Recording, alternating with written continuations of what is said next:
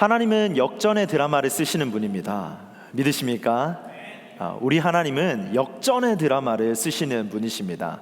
항상 반전을 좋아하시고 그 극적인 순간 가운데서 그 역전으로 뒤집으시는 분이 바로 우리 하나님이십니다라는 겁니다. 제가 한번 이 단어를 열거해 보겠습니다. 우리 스크린에도 띄워주시고 이게 어떤 뜻인지 어떤 뉘앙스가 풍기는지 한번 상상해 보겠습니다. 역기능, 역효과, 역풍, 역설, 역류, 역작용, 역병이라는 단어입니다. 여러분, 이 단어를 들었을 때 어떤 뉘앙스가 느껴지십니까? 부작용, 맞습니다. 부작용의 느낌, 좀 이렇게 부정적인 느낌의 단어로 보이지 않습니까? 지금 열거한 단어들은 모두가 다 이게 부정어로 쓰이는 말입니다. 그래서 이 앞에 역이라는 말이 붙음으로써 이 한자어로 역이라는 것은 거스를 역입니다. 그래서 정상적인 흐름에서 반대하는 것을 비롯해서 역이라고 말합니다. 아마 이 단어가 기능한다, 효과가 있다, 이런 말로 쓰였다면 우리에게 긍정적으로 다가오겠지만 그 앞에 역이라는 말이 붙음으로써 우리에게 부정적인 이미지를 보여줍니다. 그런데 여기 이 역이라는 표현이 가장 잘 어울리는 인물이 한 사람 있습니다. 우리가 아주 잘 아는 인물인데요, 바로 이 사람입니다. 누군가요? 아브라함 링컨입니다. 네, 아브라함 링컨이 누구입니까? 미국의 대통령 중 한 명이었죠. 링컨의 삶을 보면 참 기구한 인생을 살았습니다. 이 링컨의 삶을 간단하게 이렇게 요약을 하면 이렇습니다. 1809년 이 켄터키의 통나무집에서 태어났습니다. 그래서 그 링컨은 매우 가난했고요, 매우 가난해서 정기적인 정규이라는 코스의 학업을 배우지를 못했습니다. 정규 교육을 전혀 받지 못했고요, 그리고 거의 독학으로 공부를 했습니다. 어머니는 9살 때 이제 병으로 세상을 떠났고요, 하루 종일 일하고 밤에 공부하는 이러한 삶을 계속 지속했던 것이 바로 이 아브라함 링컨입니다. 그런데 더 놀라운 사실은 아브라함 링컨의 청년의 나이 때, 우리와 같은 20대, 30대 이 시기를 거느는 이 나이 때에 더 가관입니다. 20대부터 여러 사업과 정치에 도전을 했는데 그가 항상 돌아오는 것은 실패였어요.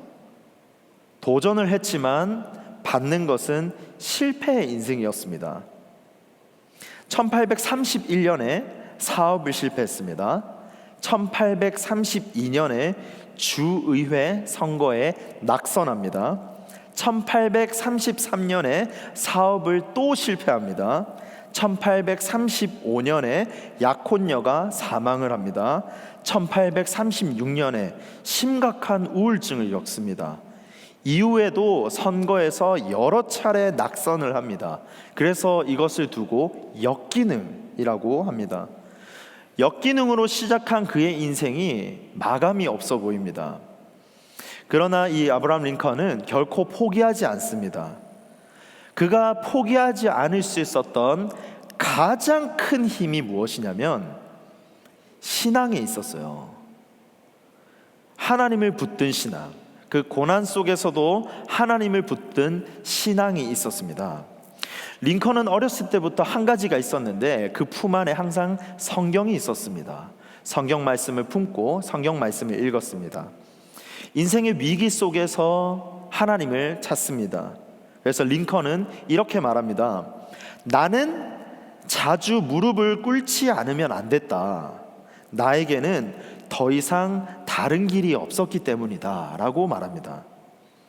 무릎을 꿇을 수 있었던 것은 나에게 더 이상 다른 길이 없었기 때문에 오로지 하나님만 붙잡는 그의 신앙이 그의 인생을 이어가게 만들었다라는 겁니다.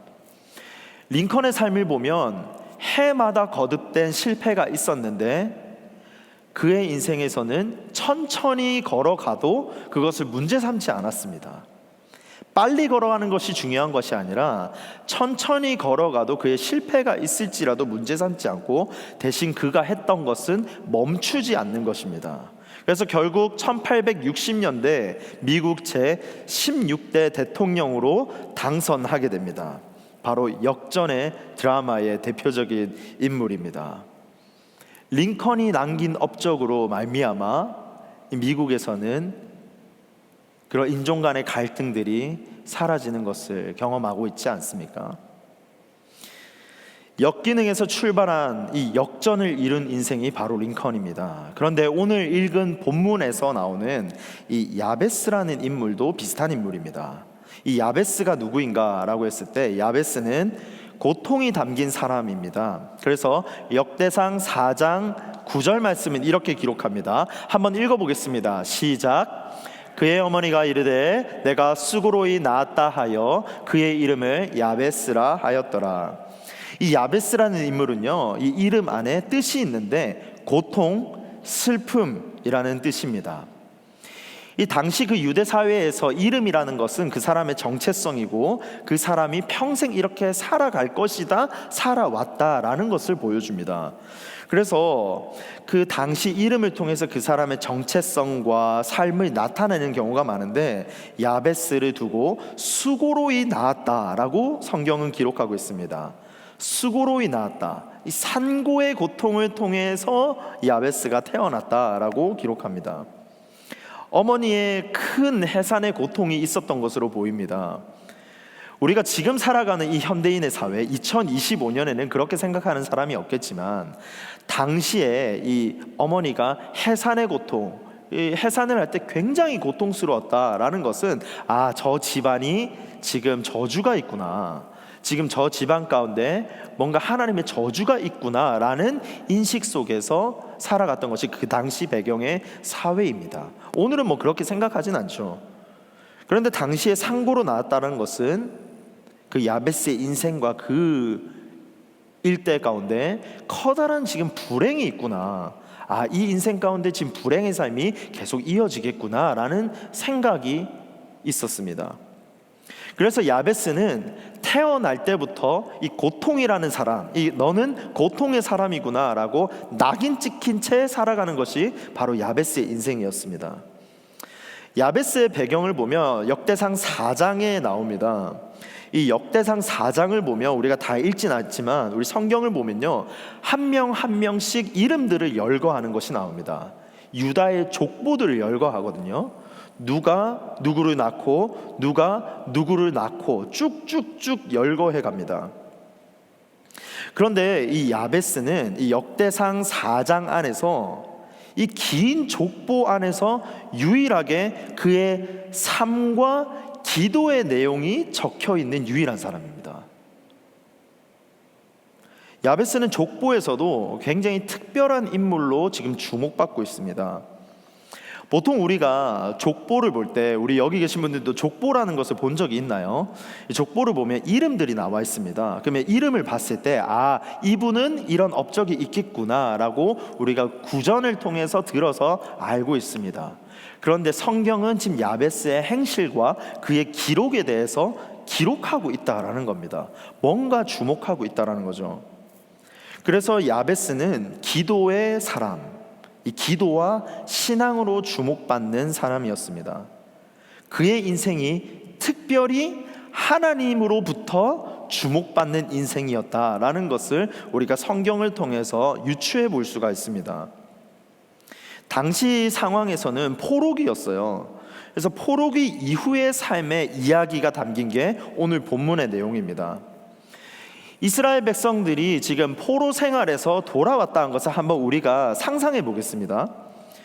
이 바벨론의 포로에서 돌아온 사람들의 삶을 상상해 보면 어떻겠습니까? 나라를 잃었죠. 그리고 포로로 잡힌 이후에 그들의 삶은 남은 게 없어요. 정체성도 없고 경제적인 기반도 다시 다져야 됩니다. 모든 것을 새롭게 출발해야 되는데 지금 피폐한 현장 가운데서 이것을 다시 일으켜 세우려니까 굉장히 답답한 심정만 있었을 겁니다. 경제적으로도 정신적으로도 매우 피폐했습니다. 그래서 이들의 삶 가운데 정체성의 회복이 필요했습니다. 그리고 삶의 방향성도 필요했습니다. 이런 배경에서 야베스의 기도는 야베스 한 사람의 기도, 그 자기 자신을 바꾸는 것뿐만 아니라 성경이 이렇게 기록한 것은 그 당시 사람들, 그 당시 문화들, 그 당시 이스라엘 백성들에게 희망의 메시지, 이렇게 기도하면 된다라는 것을 보여주는 대표적인 기도의 내용입니다. 그리고 훨씬 많은 세월이 지난 오늘날 우리가 살아가는 우리의 삶 가운데서도 지금 야베스의 기도를 보고 있습니다. 그리고 이 기도를 통해서 이렇게 기도하면 되는구나 라는 것을 배울 수 있다라는 겁니다. 그러면 야베스가 이 오늘 본문에서 이 짧은 이 두 구절에서 어떻게 기도했기에 하나님은 야베스를 신앙의 본보기, 기도의 본보기로 말씀하시는가라는 것을 살펴보도록 하겠습니다. 먼저 첫 번째로는 야베스는 풍성한 축복을 구했습니다. 함께 읽어보겠습니다. 시작. 야베스는 풍성한 축복을 구했습니다. 본문 10절의 상반절입니다. 야베스가 이스라엘 하나님께 아뢰어 이르되 주께서 내게 복을 주시려거든 이라고 시작합니다. 이 말씀을 개역 한글로 보면 조금 더 원문에 가깝습니다. 이렇게 기록합니다. 야베스가 이스라엘 하나님께 아뢰어 가로되 원컨대 주께서 내게 복에 복을 더하사, 복을 강조하고 있습니다. 복에 복을 더하사. 이것은 이 복을 강조하고 있는 겁니다. 야베스는 이 어쩌면 하나님이 과거에 아브라함에게 주셨던 축복을 근거로 기도했을지도 모릅니다. 그래서 창세기 22장 17절은 이렇게 기록합니다. 내가 내게 큰 복을 주고 내 씨가 크게 번성하여 하늘의 별과 같고 바닷가의 모래와 같게 하리니 내 씨가 그 대적의 성문을 차지하리라. 내게 큰 복을 줄 것이다. 하나님, 지금 내가 아브라함을 보니까 하나님이 큰 복을 주시겠다 약속했는데 내가 이 약속 붙잡고 지금 기도합니다 라는 심정으로 아마 기도했을 겁니다. 그래서 야베스는 큰 축복, 풍성한 축복을 구했습니다. 이 축복이라는 것은 물질적인 축복이 아니라 하나님으로부터 오는 선한 축복을 간절히 구했습니다. 그의 인생에서는 가난과 멸시가 있었기 때문에 더욱더 하나님의 축복을 사모했습니다. 하나님, 내가 이 역기능을 바꿀 수 있는 유일한 길은 하나님 붙잡는 것입니다 라는 기도로 필사적으로 지금 기도하고 있습니다. 하나님만이 복의 근원이 되시고 그것을 인정하면서 구했습니다. 그래서 우리의 삶에도 이러한 기도가 필요하다라는 것을 묵상하게 됩니다. 하나님의 복 없이는 살 수가 없다. 그러한 절박함의 기도가 우리의 인생을 더 나은 길로 방향을 바꿀 줄로 믿습니다. 야베스가 구한 풍성한 축복은 개인의 이기적인 탐욕이 아니었습니다. 하나님 안에서 거룩한 삶을 살고자 한 이 거룩한 소원이었습니다. 그래서 하나님은 축복하시는 분이시기 때문에 야베스는 그 기도를 통해서 내가 당대의 저주를 끊어내겠다라는 의지의 기도였습니다. 두 번째로는요, 야베스는 삶의 지경의 확장을 구했습니다. 한번 읽어보겠습니다. 시작. 야베스는 삶의 지경의 확장을 구했습니다. 그래서 역대상 4장 10절은 이어서 이렇게 말합니다. 나의 지역을 넓히시고 자신의 지경을 넓혀달라라고 기도합니다. 하나님께서 이 나의 지경을 넓혀주시면 어떤 일이 벌어지겠습니까?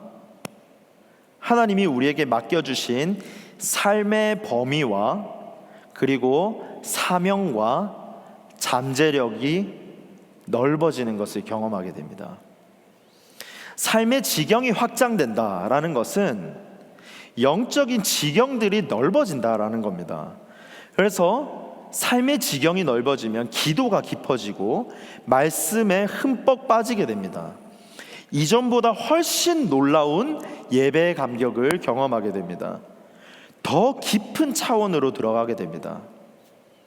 이뿐이겠습니까? 영적인 지경이 넓어진다라는 것은 품이 넓어지는 겁니다.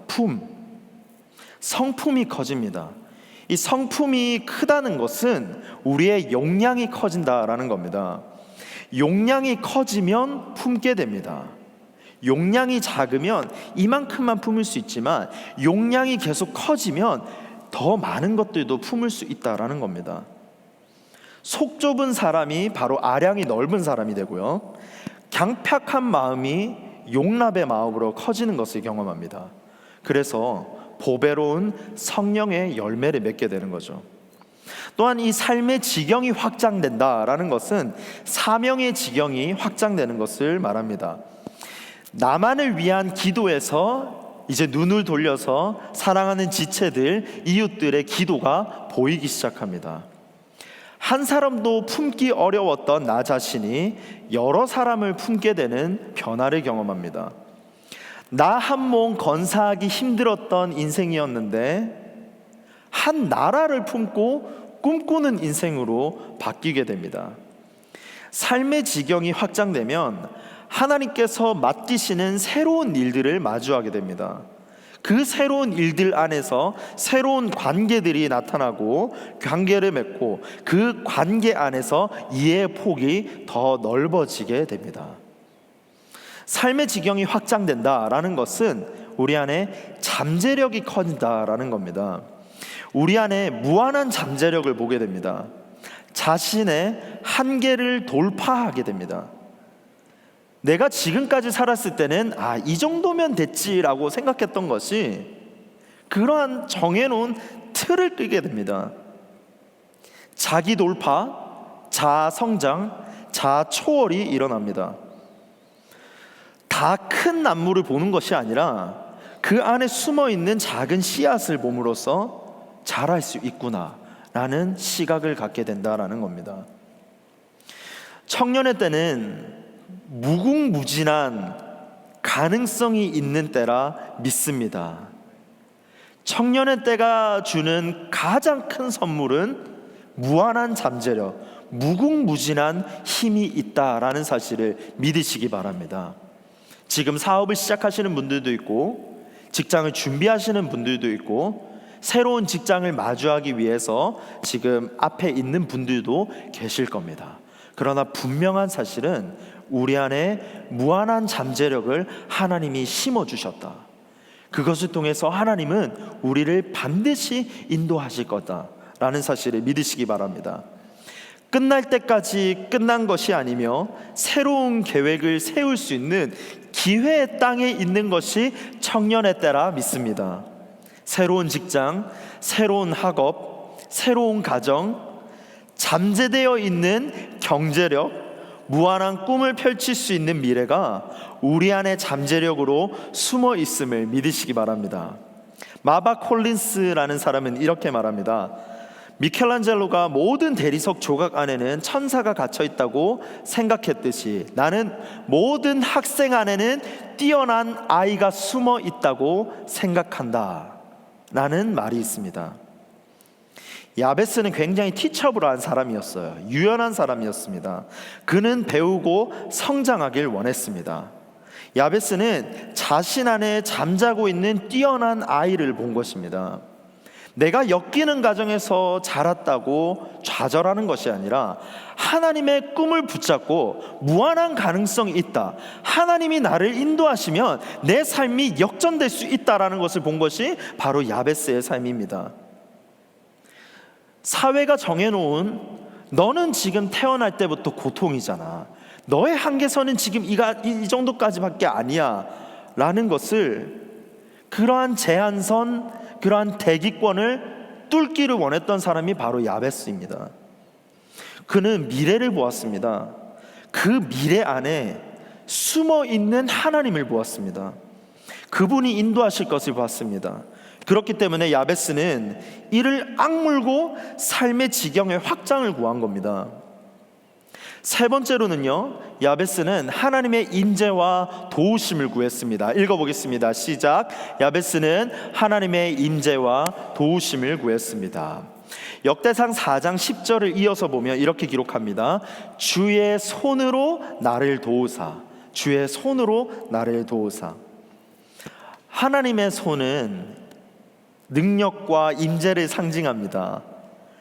야베스는 이 복을 받고 지경이 넓어지는 이 것의 핵심이 어디 있냐? 바로 하나님의 손에 달려있다라고 믿었습니다. 역으로 말하면 하나님의 도우심 없이는 아무것도 안 된다라는 것이 이 기도에 담긴 내용입니다. 야베스는 그 인생의 성패가 하나님의 손에 달려있음을 믿고 인정하고 기도합니다. 우리를 인도하시고 보호하시고 강하게 하시는 분은 우리 하나님이십니다. 우리를 위해 일하시는 하나님의 손이야말로 실로 완전히 충분하십니다. 주의 손으로 나를 도우사라는 이 야베스의 고백은 하나님이 가까이 와 주시기를 원하는 기도죠. 야베스는 날마다 하나님의 손길이 자신의 삶을 붙들어 주기를 원했습니다. 손이라는 것은 멀리 있으면 느껴지지 않습니다. 가까이 있을 때만 느낄 수가 있습니다. 가까이 있어야만 만질 수 있는 것이 손입니다. 손을 만지면 온기가 느껴집니다.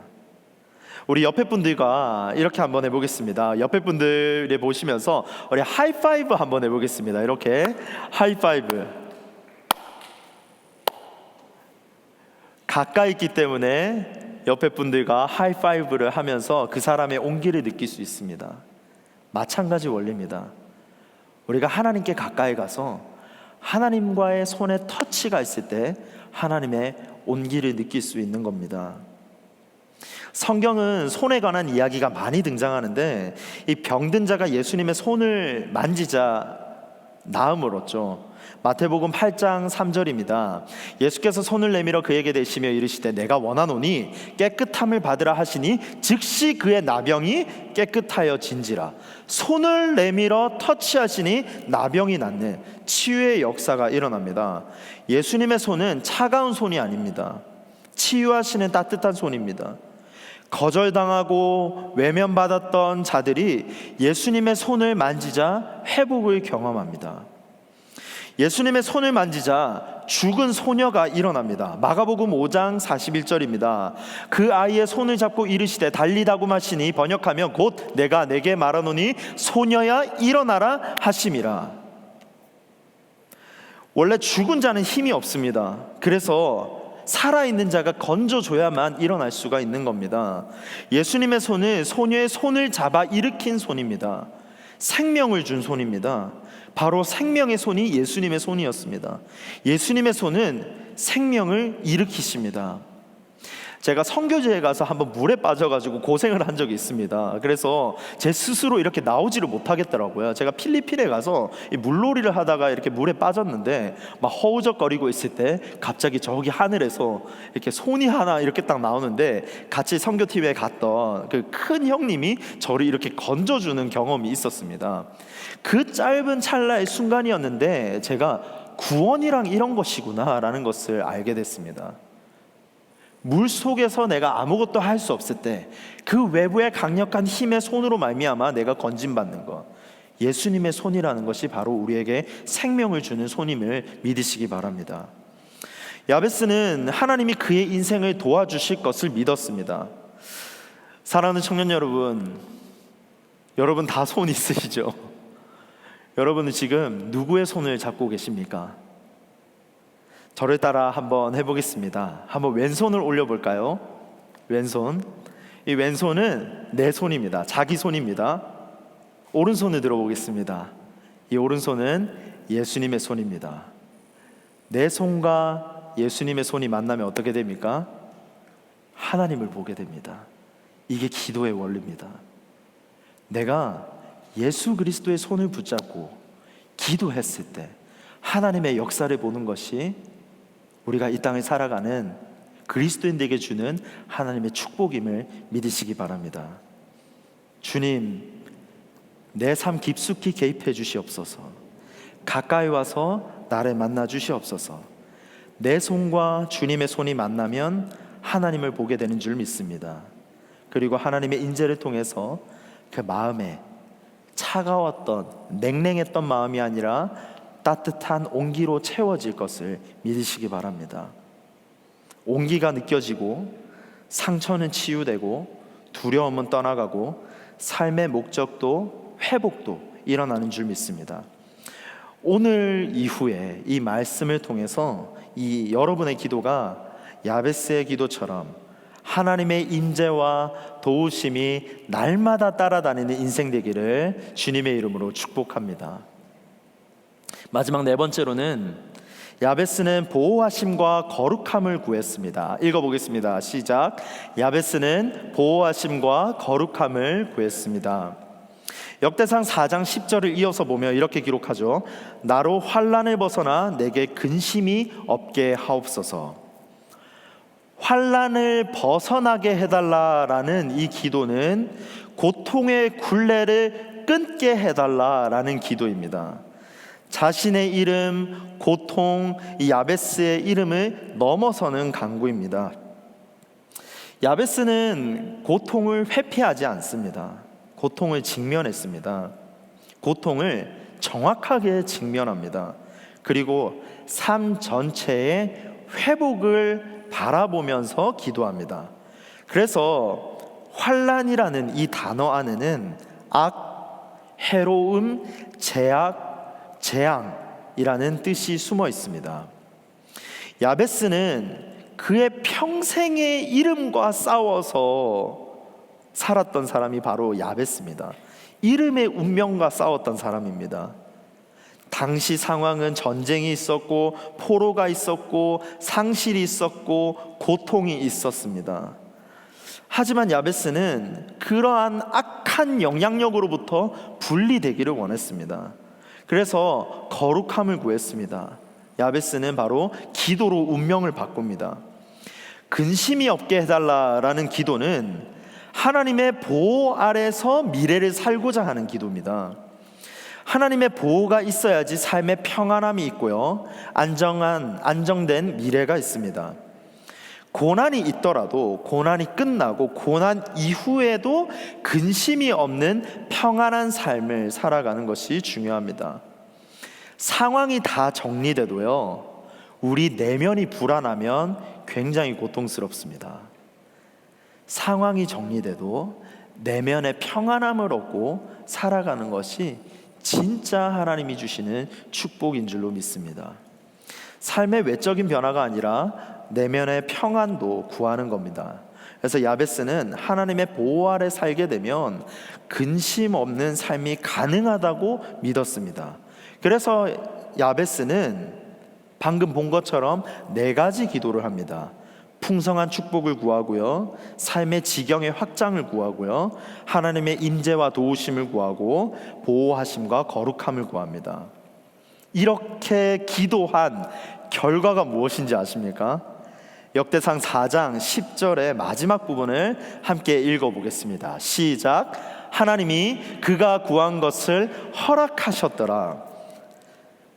이것을 현대인의 성경을 보면 이렇게 기록합니다. 그래서 하나님은 그의 기도에 뭐라고 하시죠? 응답하셨다. 응답해 주셨다. 하나님은 그에게 놀랄만한 형통을 주십니다. 가난한 사람과 싸워서도 승리하게 하시고, 9절에도 보면 그의 형제들보다 더 귀중한 자가 됐다라고 기록합니다. 사랑하는 청년 여러분, 우리 하나님은요, 항상 기도를 들을 준비가 있으신 분입니다. 그분의 귀는 결코 어둡지 않습니다.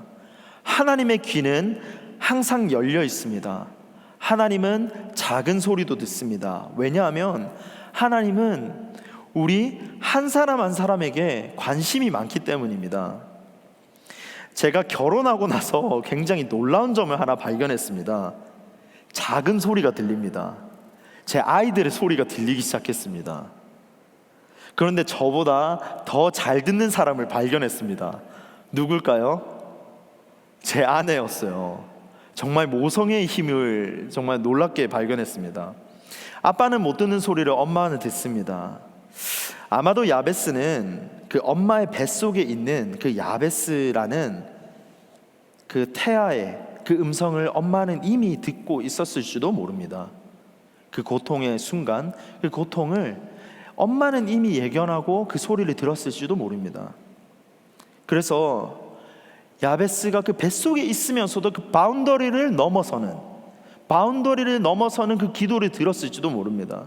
그런데 분명한 사실은 하나님은 그 기도를 들으시고 응답하신다라는 겁니다. 청년 여러분, 우리의 인생을 명료하게 파악한다는 것은 불가능합니다. 인생 전체를 파악할 수 없기 때문에 우리는 인생에 있어서 불가피한 선택을 할 수밖에 없습니다. 어느 누구나 인생에서는 중요하고 특별한 순간이 있습니다. 그것은 자신의 입장을 결정하고 결정적인 선택을 했기 때문에 그것이 선택이 중요하게 다가오는 겁니다. 우리의 인생에서는 예수님과의 만남이라는 특별한 만남이 있었습니다. 그리고 여러분은 지금 예수님을 믿기로 결정한 사람입니다. 맞습니까? 결정했으면 이제 구하는 겁니다. 구하면 인생의 전환점을 맞이하게 될 겁니다. 믿음은 결단의 영역입니다. 결단하고 도우심을 구하는 것이 진짜 믿음입니다. 인생의 풍요는 다른 것에 있지 않습니다. 인생의 부요는 한 사람의 인생이 새로운 방향으로 전환되는 것에 있습니다. 예수님을 만나면 인생의 방향을 송두리째 바꿀 수가 있습니다. 그리고 역전의 인생을 살 수 있습니다. 역전의 인생의 출발을 기도로 시작하시길 바랍니다. 말씀을 정리하겠습니다. 기도로 역전의 인생을 사시기 바랍니다. 기도로 역전을 이루는 인생이 되시기 바랍니다. 우리 인생에도 하나님은 역설 속에 진리를 이루고 계십니다. 고통의 뒤에 역전을 예비하고 있습니다. 여러분, 문제 앞에 두려우십니까? 두려움이라는 장벽을 혹시 마주하고 있습니까? 주님이 저 멀리서 나를 보고 가까이 오셔서 응원하십니다. 할 수 있어. 할 수 있어. 너는 혼자가 아니야. 할 수 있어. 너의 인생은 역전이 기다리고 있단다 라고 우리를 응원하시는 줄로 믿습니다.